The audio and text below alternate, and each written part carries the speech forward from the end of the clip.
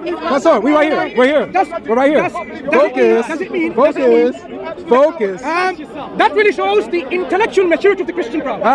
Hey, the Christians have the intellectual capacity to answer a simple question. Hey, good job, Christians. Good job, Christians. Good job, Christians. Yeshua Akbar. Yeshua Akbar. Game was busted. Oh, you're right. Right. And now again, my game was busted. And now we're about to see how Muhammad just got busted by you. You busted Muhammad. Let me show you how. Because now watch this, guys. Can God be wrong about anything? Let me answer. No, it's a yes or no, please, because it's my turn to speak. You want me to answer in a controlled? I got you. Hold on. Can God be wrong in anything? No. Can God be wrong about anything? Let me answer. It's a yes or no, so I can continue. Do you want me to answer? No, it's okay. So the answer, as we get from the crowd, is a no. Ask the question. You didn't answer the question, Mansur. Ask him again. Okay. Can God be wrong about anything? Yes or no? Are you finished? Yes or no? Let the crowd tell him. Ask him. Is he finished? It's a yes or no, so I can continue. Are you finished? I have else who's a Muslim that can tell me where the heck can I find Jesus saying Ahmed? Anyone? Any Muslim? Any Muslim? Any Muslim? Any Muslim? Any Muslim? I don't want you to answer. Okay. I don't want you to answer. It's okay. I don't want to. That's fine. Because don't run away now, man.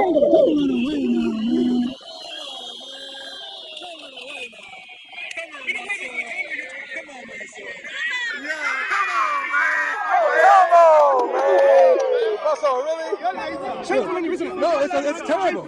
It's shame on you. We busted. What happens when a Christian challenges Islam right at its core? Asking, where did Jesus ever say Muhammad would come after him? The result? A debate so intense it turns from dialogue to defense, and from defense to collapse. In this video, we break down this jaw-dropping exchange from Speaker's Corner, where simple questions reveal massive cracks in the foundation of the argument. Let's get into it. So now tell me, why are you not a Muslim? I'm not a Muslim because Avery, did you say your name is? Yes, sir. Avery, I'm Mansur. Thank you. Nice to meet you. Oh, sorry. First time here in Speaker's Corner? Yes, sir. Just stay there. Hold on. Can I Stay there. Don't forget the cameras. Have a conversation. Everybody got the mic. Excuse me. Right. Sorry. Right. That's okay. Face us, otherwise he wants to control. Yeah. So, some people say go this way, some people go that way. Sorry, We need room. Right. So now, so Avery, So right here? the question I asked you is, So this why way. are you not a Muslim? Can we come this way? No, I'm not going to let the cameras move. I'm not moving. We're going to stay on this side. Okay. We need space. Let me stop you, then you can move away. Face to face, that's perfect. Right, cool. All right, let's go. We'll get it. I'll get it right here. Back up, everybody. No problem. Everyone Go ahead. Ignore them.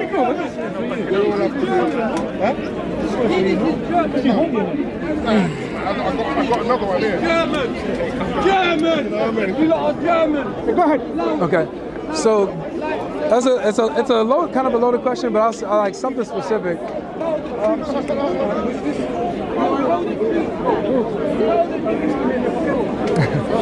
So one reason why I reject Islam is because,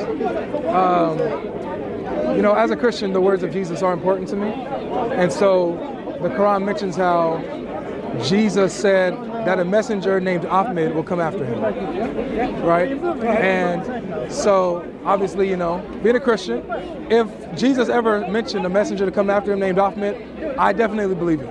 I would believe in that messenger. I believe that, he's a prophet of God that brought the message of God, and I'll go with it. However, I don't see any evidence of that. So I see evidence of the contrary. So that's a huge reason why I would say I reject Islam. Right. So if you were not a Christian, you would reject Islam because it mentions something that goes against the Bible. Would that make sense? And it's not just something that goes against the Bible. It's saying it's making a positive claim. Let me rephrase what I'm saying. Okay, go ahead. If you didn't know anything about Christianity, would your rejection of Islam still be valid the way you explained just now? Yes. Right. So the Quran says Christ talked about someone to come after him, whose name would be Ahmed, and you, whether you're a Christian or you have no knowledge of Christianity, you think because of that you reject Christianity. Yeah, and here's the reason why. It's because if I'm investigating the claims. As an investigator, you know, I'm trying to verify, okay, is he telling the truth here? So when I go and I investigate and I don't see anywhere in any history where Jesus mentioned Ahmed to come after him, I'm like, oh, well, this book is false. It's making a false claim, you know?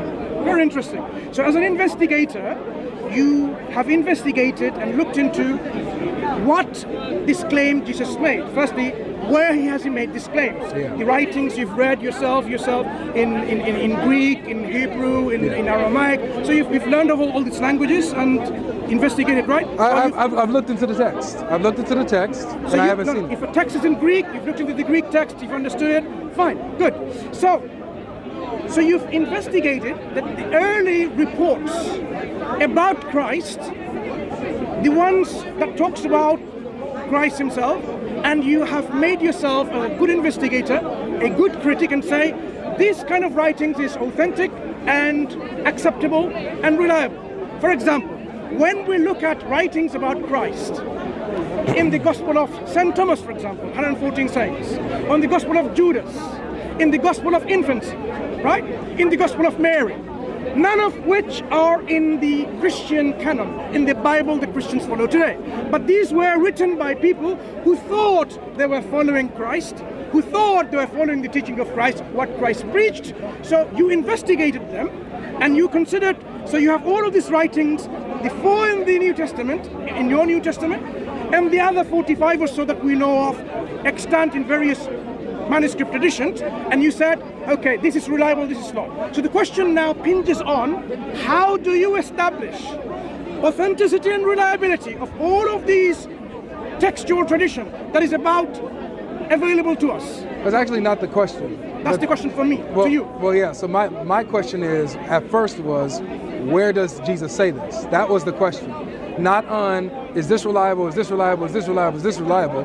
When we look at the text of all the claims of what Jesus said, where? We do not. Where do you look? In the earliest testaments that we have of his words. The New Testament. That's wrong. Right. Again. No, well, that's what we have. That's what I'm saying. Well, can I land this? I will let you speak every, but I want to clarify something. Yeah, but let me land this. Huh? Let me land. But you misunderstood my question. No, I'm trying to explain my point. But did you understand my question, though? I understand your question. You asked me how. Go ahead. So this is why I'm saying this, because you're changing the conversation too.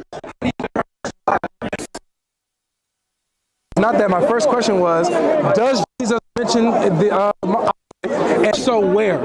I haven't seen anywhere where he does that. Okay. So if you can provide that for me, that would be beautiful. Sure. So this is what I'm trying to establish. Okay. Whatever Christ said or not said, let me just remind you, if you didn't remember, there are reports in some Gospels, Christ is saying something like this: I have many things to tell you.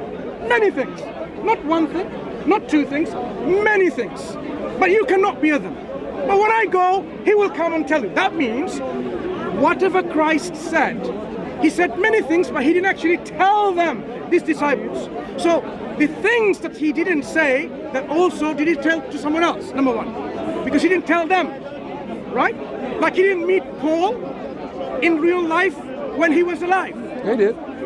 No. Paul, in real life. In real life. Jesus is alive. In real life, Paul didn't meet Christ. Yes, he did. Don't tell me, because Paul saw a vision, not real Jesus, right? Wait, it was Jesus. Let's see that. He was alive. A vision and a dream is not the same as seeing you. If I see you in my dream, and if I see you now physically, is it the same? It's not the same. So I don't have to even listen and answer for it. Did Muhammad really see Jesus and Abraham and Moses? Let me clarify. On the night journey? Let me clarify. Because that was a vision. Let me clarify. But you believe that? Hang on. To clarify, I'm making a distinction. It's a double standard. I'm making a distinction. What's the distinction? I am telling you. Okay. So now, when we say, where did Christ say these things, right? You have documents in which you say, these are the documents that we believe Christ says so, right? The question inevitably that comes is, how reliable are these documents in which they supposedly talk about what Christ said or Christ did? So it's important for us to verify and authenticate these documents. All right, let me respond. What are the, no, let me respond. You can respond. But here's my question. Here's my question.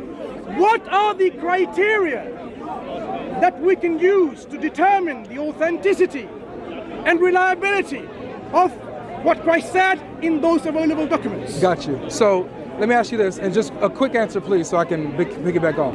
When you quoted Jesus saying, I have many things to say to you, but you can't bear them now, was that authentic? Is that an authentic For statement me, of Jesus? it's not. But for you, it is. Wait, no, you don't know what's authentic for me. Okay. But, It's not authentic for you in the gospel. hold on. I'll take it. Time out. Just don't misrepresent me. I won't do that to you.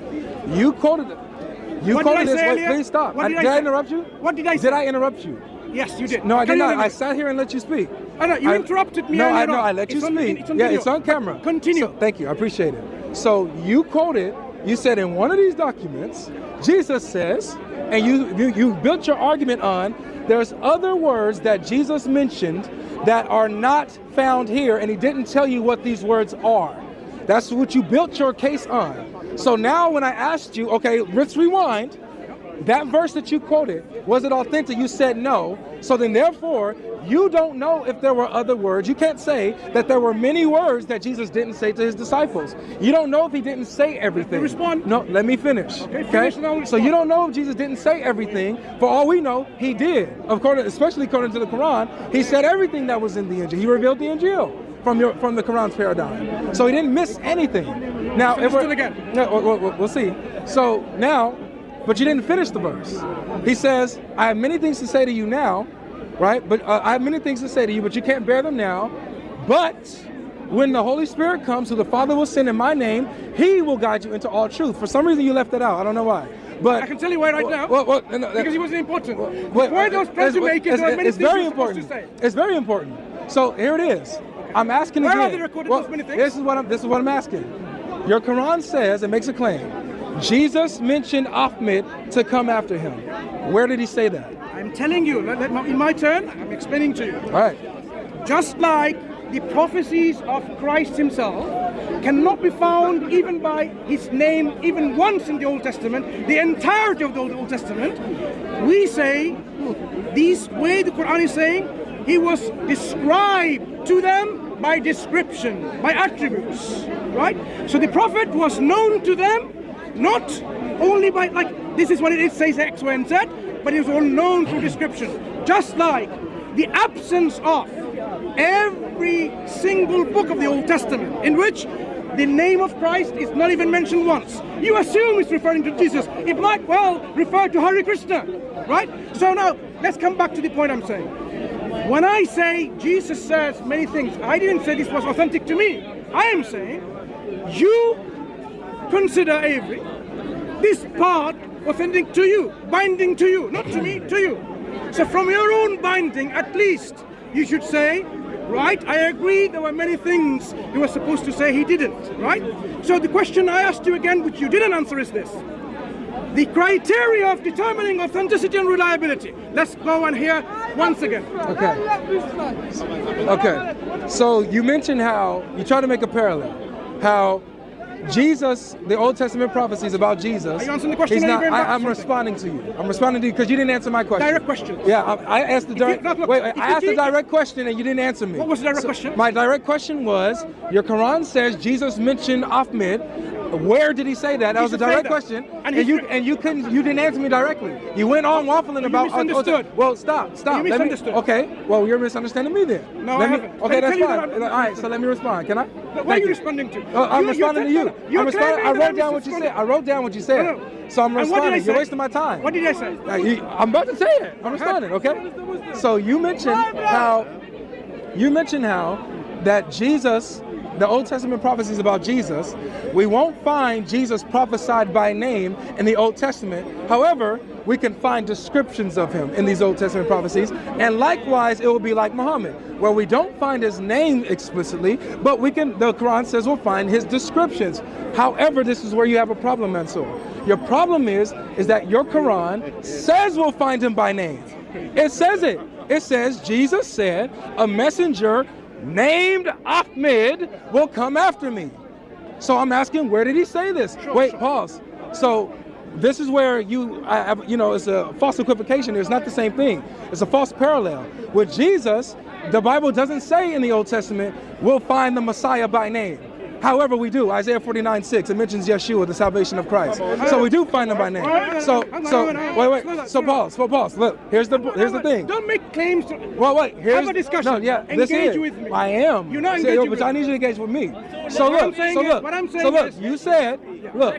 You said that we find descriptions of Muhammad, right? We don't have to find his name, which it says that elsewhere in 7157 that we find him written. Okay, that doesn't by name. Do you have the Bible? 61 verse 6. Finish what you have to say. I got you. Thank you. Because you don't seem to be engaging. Well, I'm engaging with you directly. You're not engaging with me. No, you're not listening to my clarification. Let's listen to each other.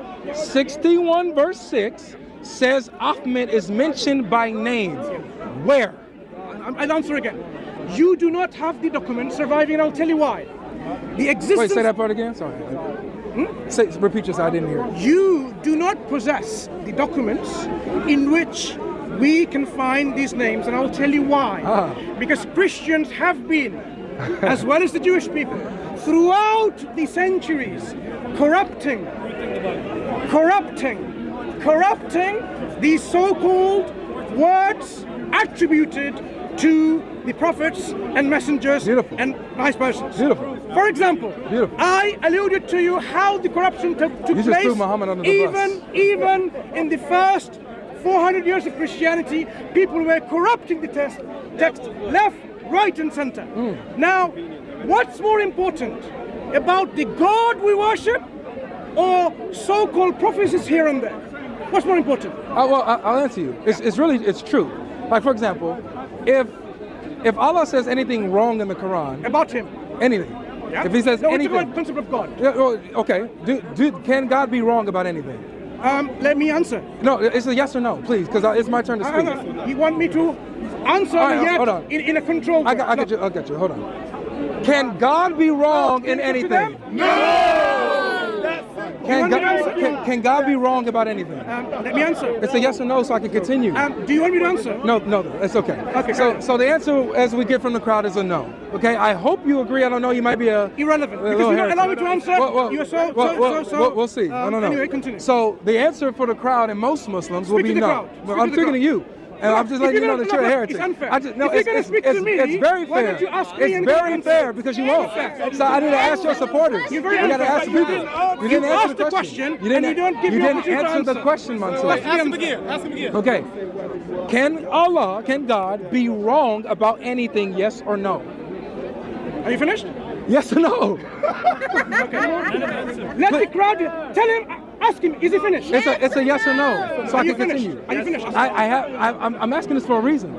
I am going to answer, but I don't want you to interrupt. All right, pause. Yeah, so no. So it's okay. No. It's not It's a no. I don't want you to answer. It's not okay. I don't want you to answer. It's okay. I don't want to talk to you. Well, that's fine. Because you don't run away now, man. You're running away. Don't run away now, man. Come on, man. Don't run away now. Come on, you know what? It's my time or your time. Come on, Mansur. Yo, come on, man. Mansur, really? Shameful on you, isn't it? No, it's terrible. You are here to play a game. You. Look, we busted your game, right? Really? If you want to continue, you just busted Allah and Muhammad. Hang on. We busted your game. You busted Muhammad. I'm about to show you out. That's why you don't want to answer. If you want to engage with me talking, that's why you don't want to answer. Hear my answer. That's why you don't want to answer. We busted your game. Have you finished? That's why you don't want to answer the question. Have you finished? Okay, how about I'm gonna just respond. Have you finished your question? No, I haven't. Okay. Finish your question without answer. Okay, thank you. All right. So it's okay. We good. We here. We good. So the question was, can Allah be wrong about anything? Mansur refused to answer the question, but everybody else correction. Yes. You did not. Everybody else said you did no. not give me Whoa. Relax. Yes, I did. Yes. It's a yes or no, Mansur. It's a yes or no, Mansur. Mansur, we right here. We're here. We're right here. Focus. Does it mean? Focus. That really shows the intellectual maturity of the Christian crowd. Shameful. Hey. The Christians have the intellectual capacity to answer a simple question. Hey, good job, Christians. Good job, Christians. Yeshua Akbar. That's crazy. crazy. Come on, man.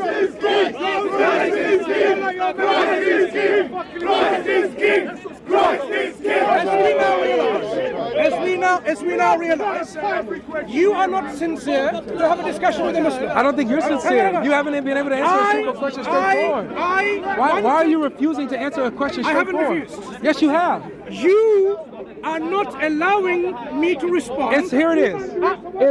Can Allah be wrong? Yes or no, Mansur? I'm answering. Yes, a yes or no. He's not finished. It's a yes or no. Okay, stop there. Can I answer? It's a yes or no. Can I answer?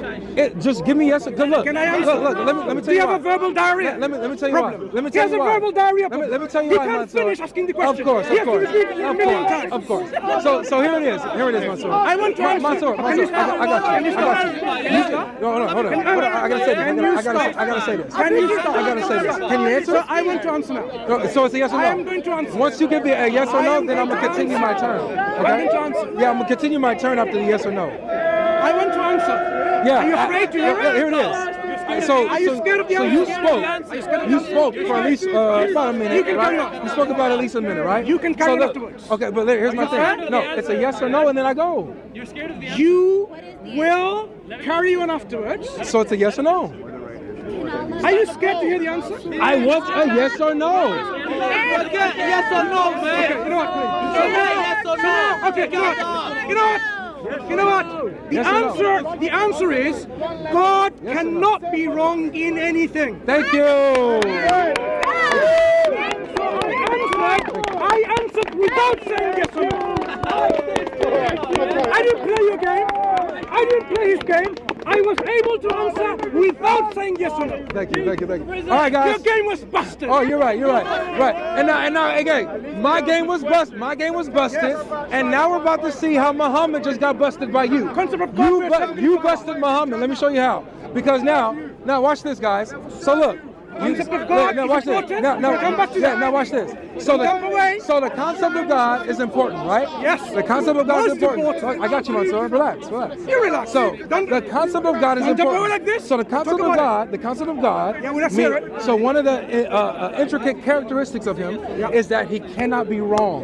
He cannot be false. Absolutely. Okay, good. So if he gets this wrong, Mansur, if he says that Jesus mentioned Ahmed to come after him, and it didn't happen, then Allah is not God in the Quran. He's not God, because he fails when it comes to the concept of the true God. He can't be wrong.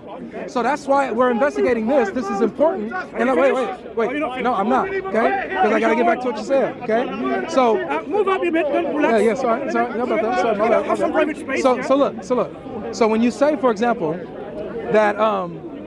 that we don't have any of the documents where we can see or verify where Jesus said this. We have no evidence of this claim, right? That's what you said. We don't have any evidence really of Jesus's words. That's what you said. So we can't find this.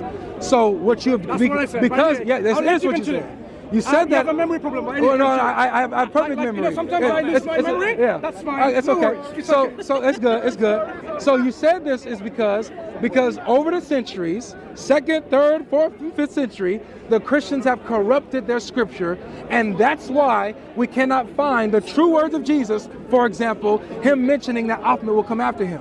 So you just busted Muhammad, where your Quran says, and Allah, by the way, because Allah says that they had the Injil, they had the gospel that Jesus preached, they had it with them. Do you have and them? in that, wait, you're saying that we don't? Of course not. Okay, good. So what is the Injil? Let me tell you. All right, exactly. good. So now it's my turn to speak. Absolutely. Right? What is Thank the Injil? You. I'll take it. And then I'll go back to the concept of God. What is the Injil? Excuse me. So now, the Injil is what God gave to Isa alayhi salam. What was that? You're interrupting. I'm explaining. You interrupted me the whole Let time. him speak.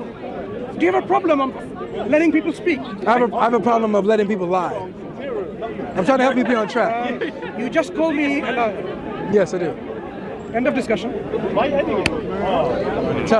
couldn't tell me what the Injil was. He calls me a liar.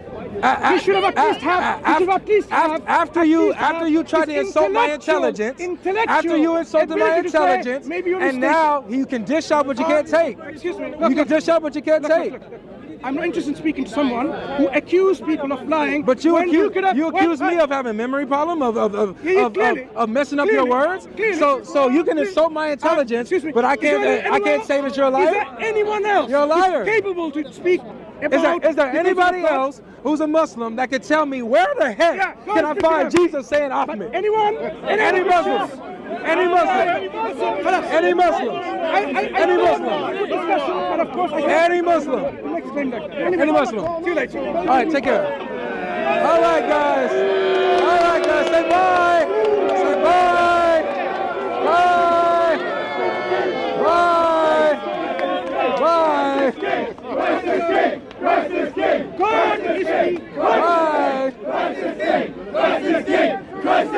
Bye. Go on this side. Go on this side. We're gonna keep going. So, guys, get some space. Get some space. Get some space. We need to wrap up.